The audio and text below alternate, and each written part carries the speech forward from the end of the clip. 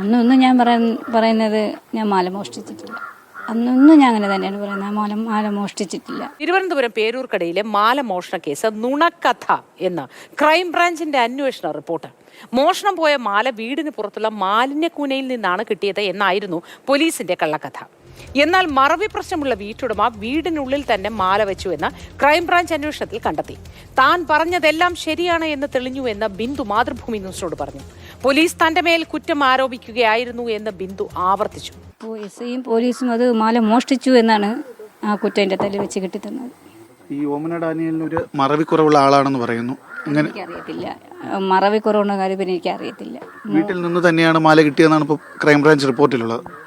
മാല സോഫയുടെ അടിയിൽ നിന്ന് കിട്ടിയെന്ന് പറഞ്ഞിട്ടും ഈ പ്രസാദും പ്രസന്നനുമാണ് അത് എൻ്റെ തലയിൽ വെച്ച് കിട്ടിത്തന്നത്. അതങ്ങനെ അല്ല, അത് ബിന്ദുവിൻ്റെ തലയിൽ തന്നെ ആ കുറ്റം ഇരിക്കട്ടെ എന്നാണ് പ്രസാദും പ്രസന്നനും അവിടെയുള്ള എല്ലാ പോലീസുമാരും അന്ന് മാല കിട്ടിയെന്നുള്ളവർ അറിഞ്ഞിട്ടും എന്നോട് പറഞ്ഞിട്ടില്ല.